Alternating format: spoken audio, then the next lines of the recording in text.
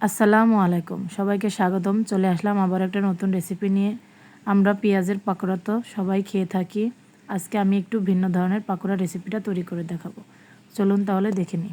এখানে আমি 2টা বড় সাইজের আলু নিয়েছি আর একটা গাজর আমি ছিলে কেটে দিয়ে পরিষ্কার করে নিয়েছি। এবার একটা গ্রেটারের সাহায্যে এটা আমি গ্রেট করে নেব। সাধারণত গ্রেটারে 2টা সাইজ থাকে, আমি সেখান থেকে বড় সাইজটা দিয়ে এই আলুগুলো গ্রেট করে নেব। আমি একইভাবে গাজর আলু 2টাই গ্রেট করে নিয়েছি। এবার এর মধ্যে আমি পরিমাণ মতো লবণ দিয়ে হাত দিয়ে চটকে ভালো মতো এর থেকে পানিটা বের করে নেব। আমার চটকানোটা শেষ। এবার আমি একটা বাটিতে সাদা পানি নিয়েছি, হাত দিয়ে ভালো মতো কষলে এটা পরিষ্কার করে নেব। এবার পানিটা চেঞ্জ করে নিয়েছি। পানি থেকে এগুলো ভালো মতো দুই হাতের সাহায্যে চিপে নেব যাতে কোনো পানি না থাকে। এভাবে করে আমি সবগুলোই চিপে তুলে নিচ্ছি। এবার আমার তোলা হয়ে গেছে। এর মধ্যে 1 চা চামচ গোলমরিচের গুঁড়া, 2টা কাঁচামরিচ কুচি করে নিয়েছি, 1/2 চা চামচ লবণ, 1/2 চা চামচের কম একটু বিট লবণ নিয়েছি। এবার 1/2 চা চামচ লাল মরিচের গুঁড়া, 3 টেবিল চামচ কর্নফ্লাওয়ার। এবার সামান্য একটু ধনেপাতা কুচি, 2টা পেঁয়াজ কুচি করে নিয়েছি, সেটা এখানে দিয়ে দিলাম। একটা ডিম এখানে ভেঙে দিয়ে দিচ্ছি।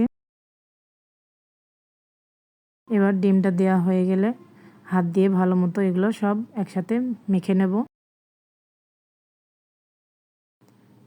এগুলো আমার সব মাখা হয়ে গেছে।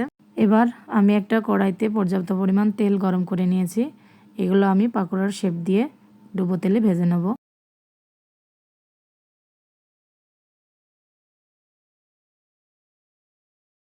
আমার সবগুলো পাকোড়া দেওয়া শেষ। এবার আমি একটা কাঁটা চামচের সাহায্যে এগুলো উল্টে পাল্টে ভেজে নেব। ব্রাউন কালার করে আমি এগুলো সব ভেজে নেব। এই পাকোড়াটা খেতে ভীষণ মজা হয়েছিল। বিকেলে চায়ের আড্ডায় এগুলো খুব ভালোভাবে জমে যাবে। রমজান মাসে ইফতারের সঙ্গে এটা আমরা ভেজে পরিবেশন করতে পারি। এভাবে বাসায় একবার হলেও ট্রাই করবেন। ফ্রেন্ডস ও ফ্যামিলির সঙ্গে শেয়ার করবেন। আর যদি ভিডিওটা ভালো লাগে লাইক কমেন্ট শেয়ার করবেন। আর যদি ইউটিউব থেকে দেখেন চ্যানেলটি সাবস্ক্রাইব করে দেবেন, পাশে থাকা বেল আইকনটি বাজিয়ে দেবেন। সবাই সুস্থ থাকবেন, ভালো থাকবেন, আমার জন্য দোয়া করবেন। আবারও দেখা হবে নতুন কোনো রেসিপি নিয়ে। আল্লাহ হাফেজ।